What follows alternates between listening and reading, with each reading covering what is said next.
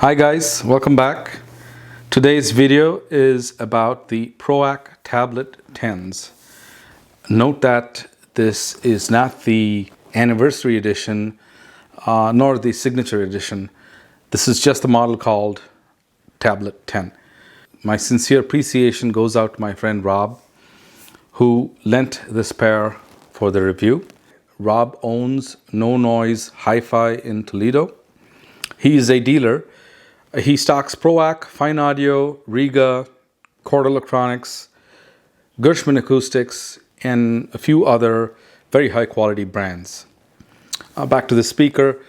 The number 10 in the model name refers to the 10th iteration of this classic mini monitor that's been in production since 1979. It's a very compact monitor. It's about 12 inches high, 7.5 inches wide, 6.5 inches deep. The cabinet is said to be made of heavily dampened birch ply. As you can see, it's a two-way speaker with a new 5-inch woofer and the same soft dome 1-inch tweeter that's used in Proac's expensive models as well. A new crossover design is in here to match the sealed box design. Yes, this new iteration of the tablet is a sealed design versus the older ported versions, making it much easier to place in the room. The speakers have a lowish sensitivity of 86 dB per watt per meter, but the nominal impedance is rated at 10 ohms. So this is not a hard speaker to drive at all. Also, reading up on them online, I learned that in this latest edition, Proac wanted to bring the pleasant sounding nature of old BBC classic monitors like the Spendor BC1s, but combined with the coherence of the likes of quad ESL speakers in a room-friendly form. The price of this pair is $2,475 USD in standard finishes, and those standard finishes are mahogany, cherry, oak, etc. There are premium versions available as well. There are rosewood and ebony. There is an upcharge of about $400 per pair for those premium finishes. Okay, on to speaker setup and the gear used. I had the pair sitting on 26-inch stands, about a foot from the front wall, about 2.5 feet from the side walls. Speakers were about 6 feet apart. I sat about 11.5 feet away on my fluffy, comfy listening couch, and that couch is right against the back wall. And this is in my smaller listening room upstairs. I powered them with both tube and solid state amps, a 50 watt Audio Research VSI tube amplifier, and the Parasound 823, which is a 120 watt solid state amplifier. No subwoofers were used to augment the bass. So going to how these sound. I've been on an 80s pop kick lately, so I streamed some Prince, the album 1999. I love the track called Little Red Corvette.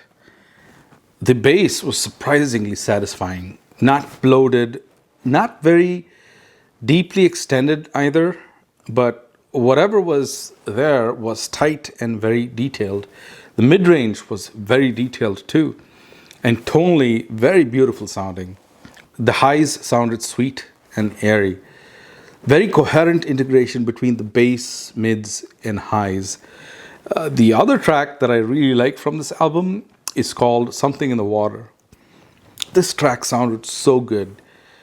The keyboard effects were 3D and was totally saturated. They had some really good meat on the bones, so to speak. Definitely gorgeous mid-range performance was in display here. Next up, I played Sons of Kemet. The song is called My Queen is Anna Julia Cooper. The bass from these speakers surprised me again.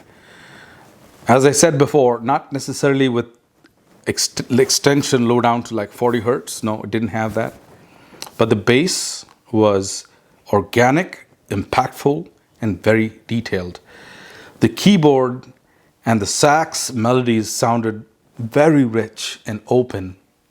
The musical message of this track was delivered very cohesively, like an instrumental poetry unwinding for your ears, and it made complete sense. And you tend to connect with the music, with the rhythm instantly. Speaking of experiencing a deep connection to music, I want to bring up this one classical piece. This is a recreation of an event that involved several composers like Schumann, Chopin, Wagner.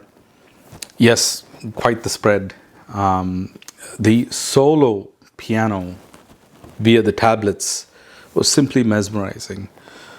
You will forget about gear, soundstage, blah, blah, blah, and just get instantly sucked into the music, into the beautiful tonal tapestry being weaved in front of you.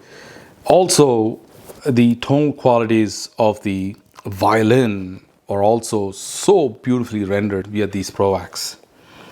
I ended up listening to the entire album, and when it was finished, I felt so content with the performance of these speakers.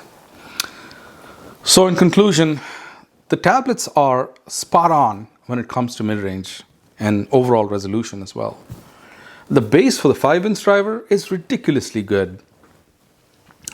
As in, it doesn't try to give you more than it can. It doesn't try to give you more extension as some speakers with small drivers in small cabinets tend to do. And in my opinion, most of those speakers end up compromising the overall sound delivery. Instead, what's here is delivered with a lot of detail.